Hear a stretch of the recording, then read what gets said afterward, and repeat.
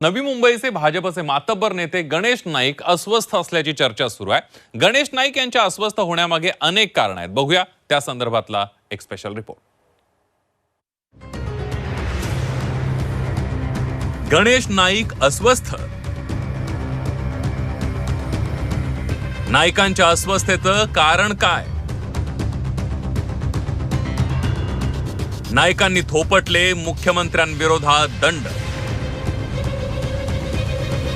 गणेश नाईक एकेकाळचे नवी मुंबईतले अनभिषिक्त सम्राट, सर्व सत्ता एक हाती असलेला नेता।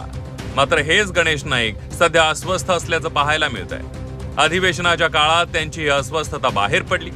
नवी मुंबईतील भूखंड विक्री प्रकरणावरून विधानसभेत ते संतापल्याचं पाहायला मिळालं। राज्य सरकार आणि सिडकोचे काही अधिकारी भ्रष्ट असल्याचं सांगत मुख्यमंत्र्यांच्या शब्दाला काही किंमत आहे का असा प्रश्न त्यांनी उपस्थित केला। त्यांचा रोख होता तो मुख्यमंत्री एकनाथ शिंदेंकडे। लोकसभा निवडणुकीपासून गणेश नाईक यांची मुख्यमंत्र्यांविरोधात प्रचंड नाराजी असल्याचं पाहायला मिळतंय।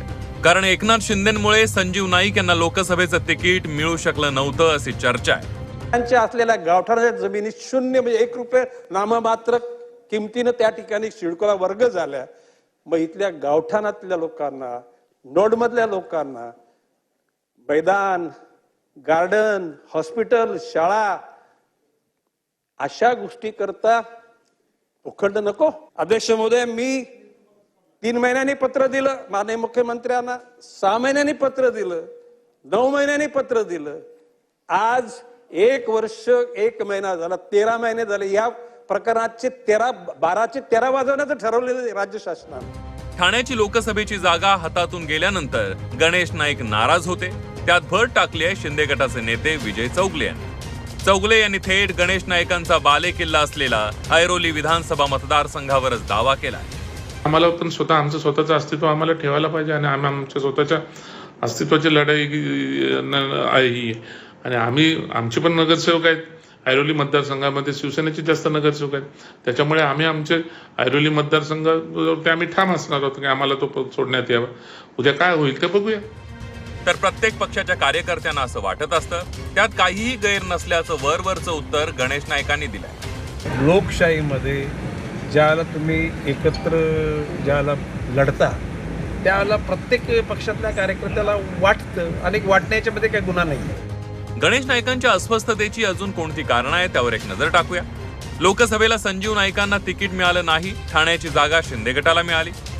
एकेकाळी नवी मुंबईचे अनभिषिक्त सम्राट असलेले नाईक गेल्या काही वर्षात साईडलाईनला गेल्याचं चित्र आहे। सिडको आणि महापालिकेत असलेल्या वर्चस्वाला गेल्या काही वर्षात छेद गेल्याचं चित्र आहे। एकनाथ शिंदेंकडून नाईक विरोधकांना बळ दिलं जात असल्याची चर्चा आहे। आता ऐरोली विधानसभा मतदारसंघावर शिंदे गटानं दावा सांगितलाय। भाजपमध्ये येण्याआधी गणेश नाईक राष्ट्रवादीमध्ये होते, त्यावेळी ते पक्षातील एक प्रमुख नेते होते। त्यांचं राजकीय वजन संपूर्ण महाराष्ट्राला माहीत आहे। मात्र भाजपमध्ये आल्यापासून गणेश नाईक काहीसे बाजूला पडल्याचं चित्र आहे। त्यात एकनाथ शिंदे मुख्यमंत्री झाल्यापासून गणेश नाईकांना स्वतःच्या बालेकिल्ल्यातच संघर्ष करावा लागतोय। त्यामुळे गणेश नाईकांच्या अस्वस्थतेचा पुढला अंक काय असणार हे पाहणं महत्त्वाचं ठरणार आहे। ब्युरो रिपोर्ट, झी 24 तास।